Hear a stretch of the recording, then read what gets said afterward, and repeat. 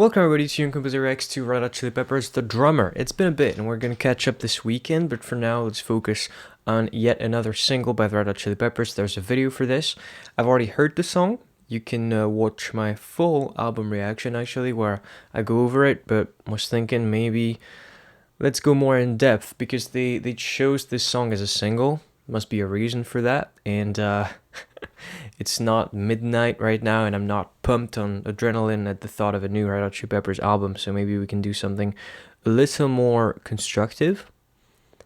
If you enjoy these videos, the best way to support me right now is still to click that good old like button, and let's dive right in.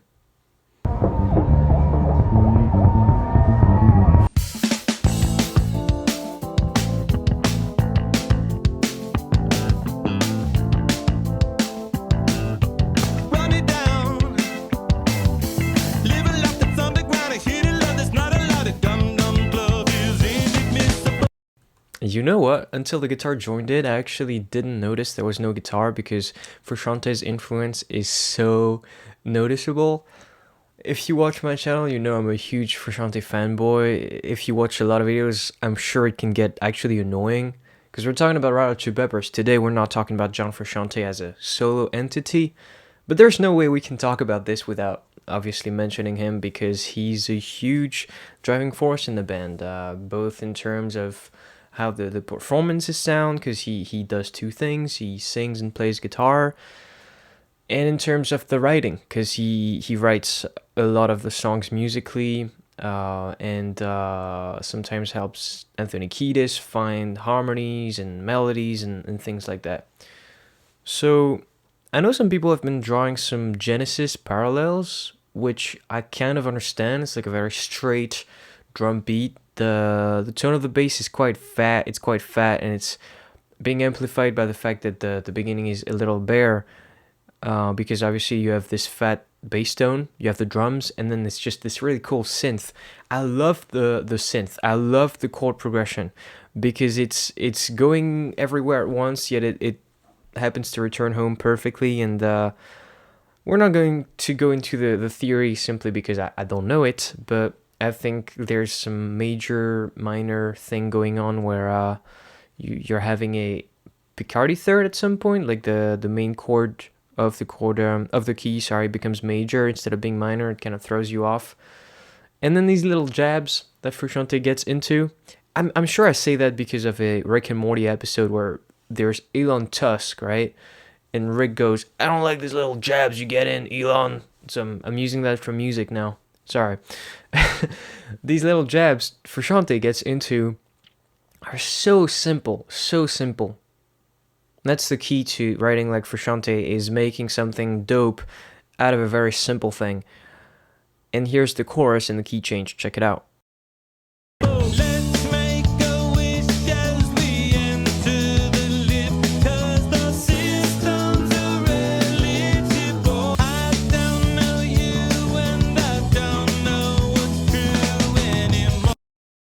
I think this is probably the thing, is the key change of the chorus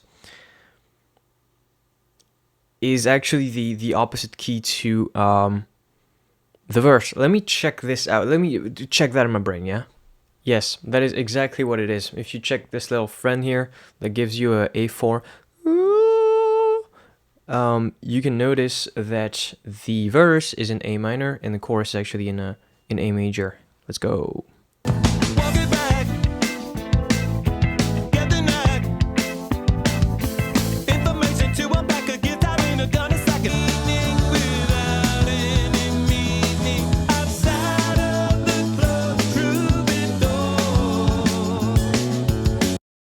One thing I like a lot about the new albums is how the synth and guitar interact together as a Frusciante organism, right? It's not just the guitar that is kind of loud and there's a bare production, and it's not just the synth and no guitar on most of the songs, right?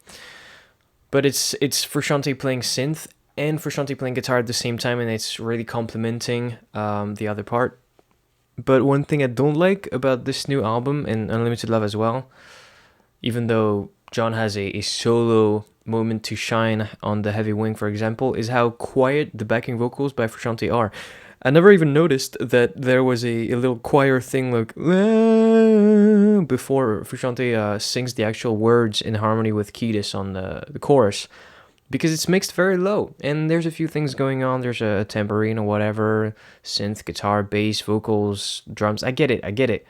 But still, I would like a little more balls and dynamics to this mix, just because, as I previously stated, I love Frusciante and I love everything, so I love his voice as well.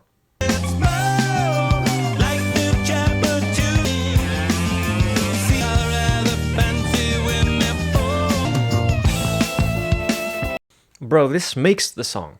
To me, this makes the song. This is a great bridge. This is one of the best Red Hot Chili Pepper bridges ever. No questions asked. And typically, now that I think about it, I'm not in love with a lot of Red Hot Chili Pepper bridges, especially from the Stadium Arcadium era. I'm like, the bridge on Dead in California. It's iconic, but it's a little weird. It's not that strong of songwriting. And same thing for like Desecration Smile. It's kind of maybe the worst part of the song. This is like the best part of the song. And same thing, the landing of that solo really puts in perspective how strong the key change is. And it's pure Frusciante solo material, this. It's literally something out of Le Tour Le Fur, which is John's first solo EP after he left in 2009. There were albums that came before it, but it's the first short one, I believe. But yeah, there's literally a song like that on the Tour Le Fur, and if you don't know what I'm talking about, I don't know the name of the song anymore, I just forgot, but go check out the entire album. It's incredible, and the rapping on it, and the Wu-Tang Clan members' appearances, it's great album. EP, sorry. But yeah, I love this because it's not common for Frusciante and Kiedis to join in on a melody like that. And it creates a really cool chemistry that is kind of like the ending of the solo to Can't Stop, where John just keeps going, but Anthony is singing again. There's a really cool vibe that happens anytime Anthony's singing and John is soloing at the same time. There's a bit of that at Eddie too, but here they're actually singing the same exact notes. And that is so brilliant. I love it. I don't know what it is about it. It's such a departure. It's so adventurous. It is such a good bridge. I can't get enough of it.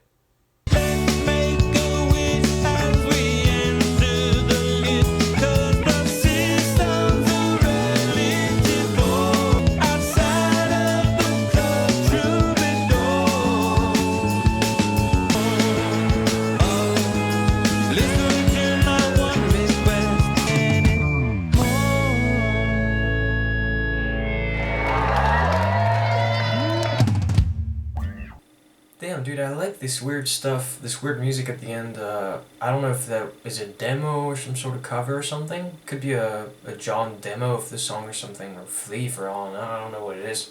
The synth stuff. It is good. There's something weird in the video. Let me show you. It's near the beginning. Like the first major flaw that I see in this is somebody in here just looks stupid.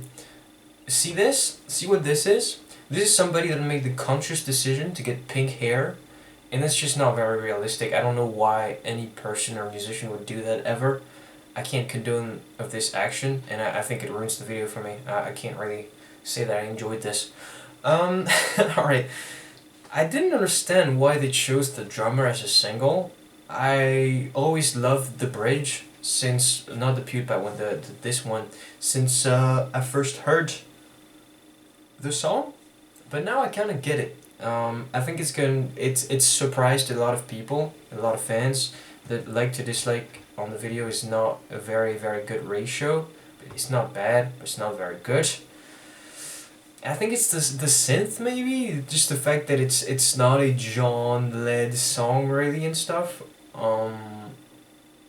It's not common for the synth to have such an important role in a Red Hot Chili Peppers single. But what I want to check out as well is what is going on in this first chorus, because in the later choruses, after the bridge and the John solo actually, there's a solo over the chorus, kind of like before the second real solo in Eddie, you know?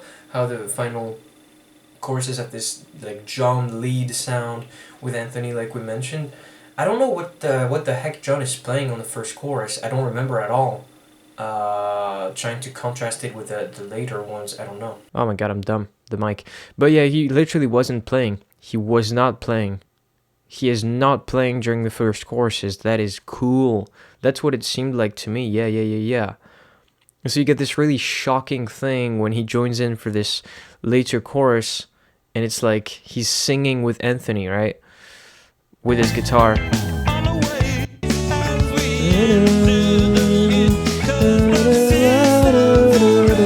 And that's really cool, and it's memorable. It really is memorable. The song is actually quite short. The video here, as long as there's dance and stuff, the song is like 3.5 minutes. So yeah, understandable to be a single in that regard. Reminds me, by the way, Red Hot Chili Peppers reference, of what John was saying on the Rick Rubin podcast when they talked about Blood Sugar. He said it was incredible how much he could get away with having like bare songs, like he was doing very few overdubs, just because the dynamics were thought of very carefully. And here's the same thing, like you don't need a guitar on the first chorus, so God does it hit when it's actually here and distorted and soloing on these later ones. And also the tone of the guitar is very, very interesting in that bridge. Keep coming back to the bridge, because it's distorted, but it's also like kind of thin. Like it's obviously a Strat, but it's played. I don't know if he's using the bridge pickup or something under the bridge reference, but it's good. It's very good, and the way he does the dive bombs with the whammy bar and stuff is very excellent. Excellent song. I like this. I like the video also. It's definitely weird. It's definitely out there.